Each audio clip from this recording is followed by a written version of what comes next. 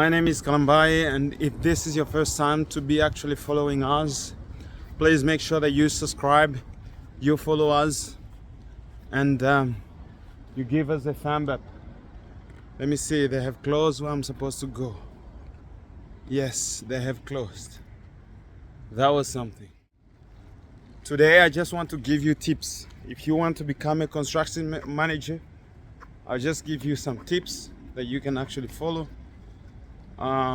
and you can do the same thing that I do, if that of course is something of interest.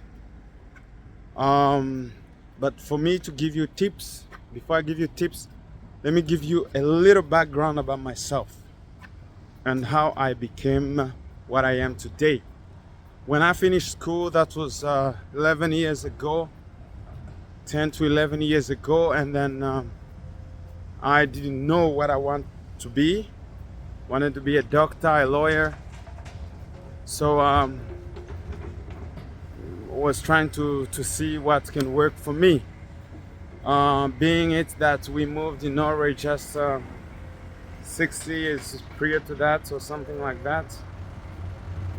My dad was not favorable in terms of me becoming a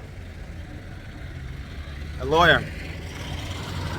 But when it comes to doctor, I couldn't become a doctor because I didn't have the points for that. So you have to have to be actually excellent in everything to be a doctor, which means you have to have straight A's and A plus. So that did not happen to me because I'm not one of the very brightest students. So I lay between C plus and B. So that was not something which I could do. Then I was actually thinking and meditating on what I can do. Like there was something in me calling for ingenuity, curiosity, things which I can do with hands. So I thought, okay, let me just go on YouTube and start researching. That was in 2008, 2007, 8. Then there's something about Chinese that I like.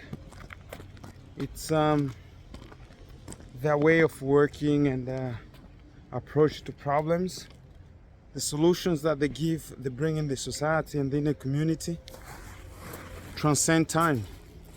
So started following documentaries, and at that time China was really coming up in 2007, 8. That's the time where there was a trade kind of deficit in the USA. So then I was influenced by what China is doing and what the people there are actually doing. So I thought, okay, that's something I could do. That's something I could do. Become an engineer in construction. So I decided to become a construction engineer after seeing what the Chinese were doing and what they were achieving in terms of development for their country. I thought, okay, that's something I could do. That's something I could actually invest myself into, and yeah. So since that time, I really have a deep relationship with that. But as I was studying and started studying and all that, something was very difficult. Construction engineer is very difficult, and it also demands a lot of points. So I decided not to go for construction of houses. I chose the construction of infrastructure, which means bridges, roads, railways, waterways, and all that. So that's what I opted for. I opted for that. I started doing it. I did 3 years at school. I took half a master degree, but I did not finish my master degree because I thought, okay, I can actually gain more in terms of experience, just going with experience. And that's what I've been doing. So just laying myself in experience and working. It's been 10 years now in the field, and there is a lot to learn, but there is also a lot to give. I think it's something which is very good.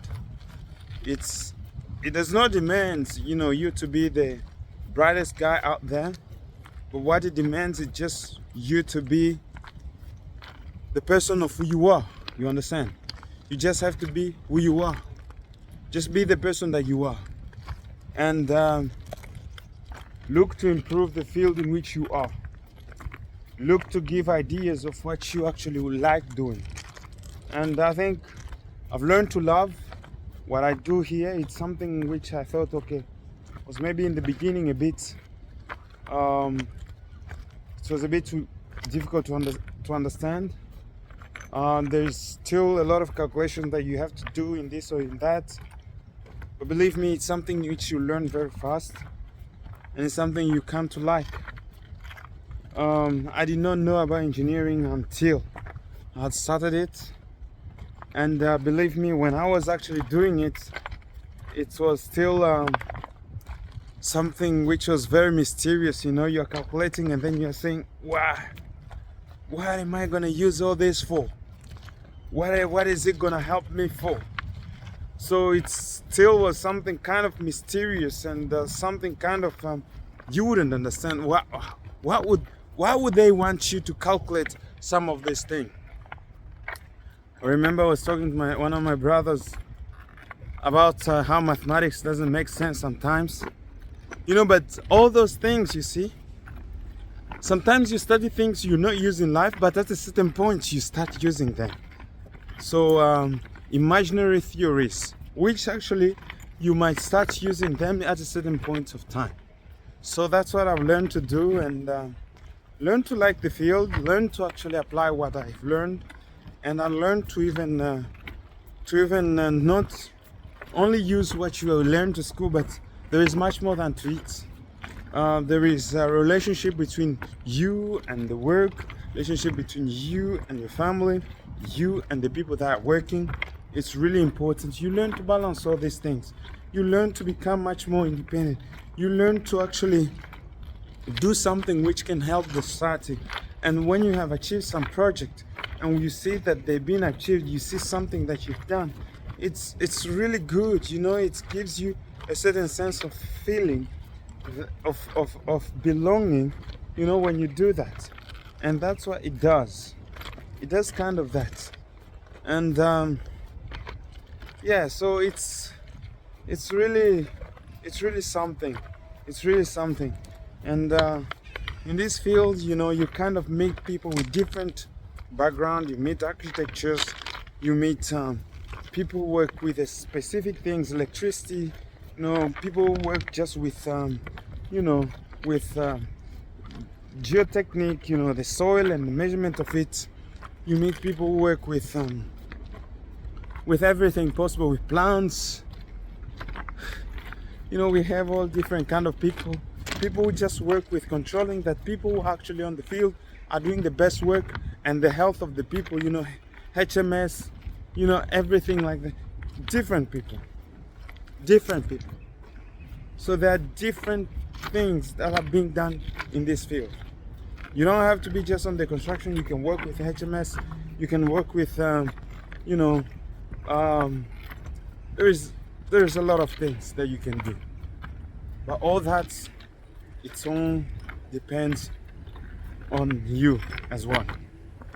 So let me give you now the tips that you can actually to become what kind of work, if you are a control engineer or a manager of a project. What do you do as a project manager? As a project manager, you follow up the pre-project. The pre-project is when the project is under planning. You know, you follow the project under planning, and you're actually controlling the planning of it. You know, you control the drawings, you control the solutions that are being brought up. You actually bring them to the discussion and to the table with the architecture. That's what we do in the pre-project. And then after the pre-project or the study of it, then there is actually the drawing, the implementation of the plan or the plan that you had or the study into a drawing. So now you start drawing the project. After the study of it, you start drawing. Then in the drawing, you're actually there working with the architect as well to kind of draw the best solutions. You are giving your best ideas when it comes to actually the project itself. So you are giving because engineers have experience on the field. Many times architectures, they just draw something which is good, but the solution, can it be applied on the ground? So that's where engineers come in. They bring something which can be built, something which is actually applicable, something which is useful, not only beautiful, but useful also in the society, something which will really be resistant and applicable in the community. That's what engineers bring on the ground. So that is the drawing section. Now there is also the construction work. So after the drawing has been done and the work has been approved, so now you have to go on the ground and to build what you have drawn, what you have put into studies. First of all, you have put into studies, and you have actually you have seen that everything works in terms of applying what you have actually learned, and then you have drawn it, you have finished, and then after drawing it, what you do, you have to apply it, you have to build it, you have to build what you have drawn. So where we come, then that's where actually the engineer is a master there. It's about applying or building what is now has been drawn, making sure that the imprint is applicable on the ground. So you are going to bring not another idea, not your own ideas, but what is on the ground. But if something is not buildable on that ground, then you can change it in the well with the architecture. You bring it into agreement with the architecture, you discuss it, and then if they accept to change the solution, then you change it together. You do not just take personal decision in terms of making your own decision and say, let us do it like this. No. You actually discuss the solution with the architecture, and the architecture can give you feedback. You know, they give you feedback in terms of what can be the best solution. If your solution is the best, they say, okay, let us go and let us do it the way you think. Because engineers have also experience when it comes to the ground, how to implement the best solutions to the case. So that's what engineers do, and that's what they keep doing. So in that sense, we do it like that. So we build like this railway. So you build, you're following a drawing, a plan, and you have to keep up. When you're actually building, you have to keep up with time, the framework, the time. Time is very important for actually the construction manager. Do not go out of loop with time. You have to keep in control your time. Time is essential. Time is money. At the same time, you have to keep control of your budget. Yes, you know, that guy is there, sitting there. You have to keep control of your budget.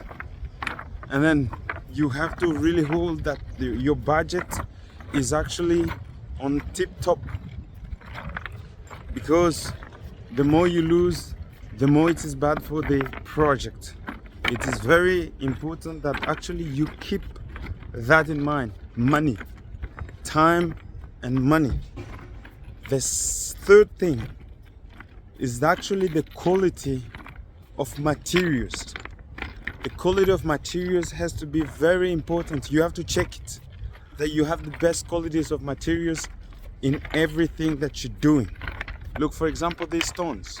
We have to make sure that these stones actually what is described by the architect, or else we'll have a different result. Different materials will give you different results. Hei. Så hvordan går det? Det er bra. Bytter masse her, eller? Bytter masse, ja. Ja, det er bra. Beveger det seg, eller?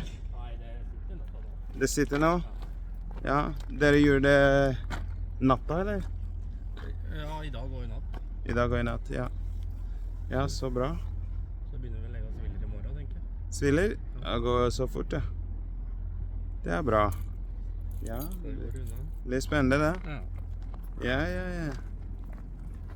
So, back again to what we're saying. You have control of your time, your economics, and the material, the quality of material. Make sure that the material is actually the best of what we have. And the fourth thing, safety. Safety is very important. Your own safety, the safety of the people that are working there, the safety of everybody, the third person, which means the people who are not involved but who might pass by. So that safety is very important. Look, now they want to start laying the what? They will start laying the what? The railroad tomorrow. So you see, these stones, I'll show you. These stones, which are 110, you see, and these ones, they are very different. These ones are actually 50 or something like that, but these ones are very big. So the material is very important. That the material is actually very important, because the material gives you. Look, those are the 4 tips. Those are the 4 tips of how you can actually achieve your work. So, ja, maskinen er klar. Ja. Hvor stort er disse masse materialer her? 60-120 da. 60-120. Nei, disse er jo 60. Ja, det er 60. Men de der er 120. Ja. 120 eller 110? Ja, jeg tror det er det som er kvaliteten. Ja. Det er vanlig jernbanepump. Ja. Hvor viktig er materialene egentlig for området her? Dette er viktig. Det er veldig viktig, ja. Rett material. Ingen ullstoff, ingen ullstoff. So it's very important. So they're trying to lay, these materials. We're trying to lay these materials so that we can actually have the best quality of the work which is being done here. You see this machine? It's actually there for that. And tomorrow we are going to lay those, rail metals. So we're talking about doing. So those are the 4 tips that you can actually do as a construction manager. Those are the 4 tips that are being done as a construction manager. I know there are many construction managers out there.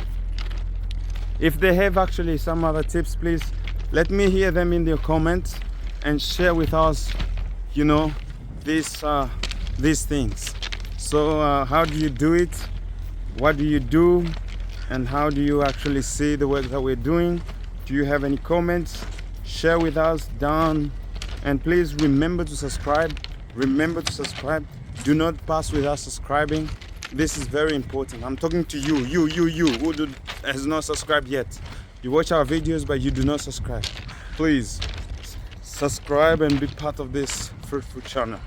And I'm doing, or what we have learned actually, what I've learned and what I'm doing right now it has helped me a lot in terms of construction, because I've gone into house construction and in the, you know, building construction.